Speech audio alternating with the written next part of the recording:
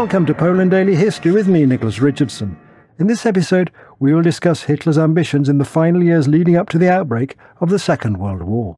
1937-38, Hitler became ever more brazen about his ambitions. The father of modern Poland, Józef Piłsudski, had passed away, and the people that came to replace him in power were simply not as competent and not the natural leaders that Piłsudski was.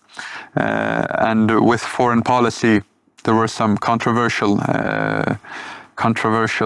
aspects with the Munich conference and what happened with Czechoslovakia probably being the main one.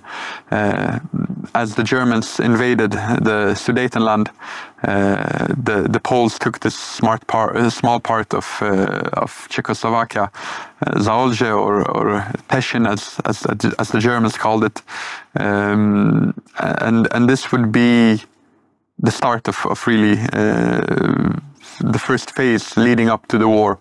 A year later, in April, relations started quickly deteriorating between Germany and Poland. Hitler started putting out one after another of these demands on Poland, access to this corridor that would be able to transport both by rail and by these autobahns that the Germans were building at a very high rate in Germany at that time, to connect East Prussia with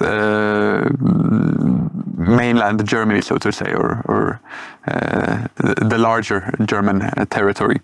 The Poles would have none of it. The Germans would start complaining about Polish treatment of the German minority in Poland.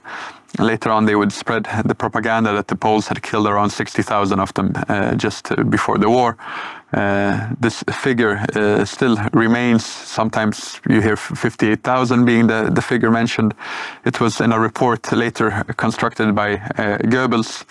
And to this day, those that are Nazi German apologists, they claim that the Poles had mass murdered German citizens before the war. But when you ask them if they can give the name of a location, how many people were killed, and on what date, then they are never able to answer. So in the last and final days before the war, tensions were running very high.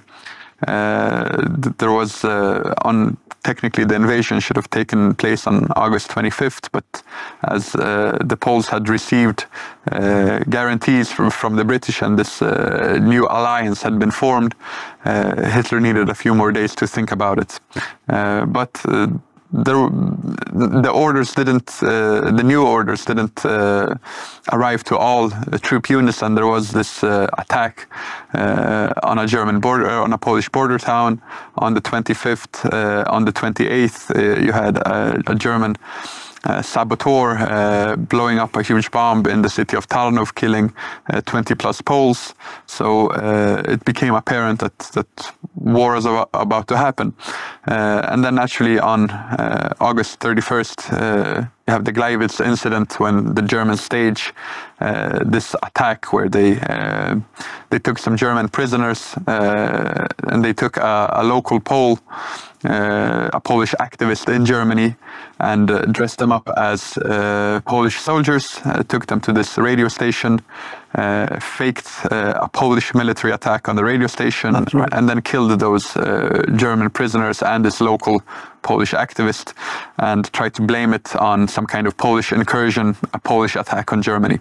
And then they officially launched the war, even if it was done without any war declaration. This was the start of 6 long years. The most difficult, the massacres that started during the September campaign, continued. We had later the terror bombing of Warsaw, as Warsaw didn't want to surrender initially. This was the first terror bombing of a European city in history.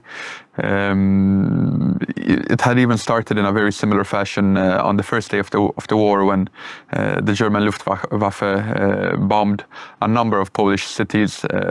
Frombork was an example that it was a very small town, but it was practically completely eradicated. There are more of these examples, so it was certainly something that was later repeated, maybe on a smaller scale, for example in Rotterdam, that was also heavily bombed. And of course later on during Operation Barbarossa, this was also something a lot of Russian towns, Belarusian, Ukrainian towns would feel. But later on, unfortunately, it continued in the same fashion in 1939, just days after the Germans had taken complete control of Poland. They started the so-called Intelligenzaktion. Intelligenz from the German word for intelligentsia. Basically, they singled out all the people that could be potential leaders of Polish resistance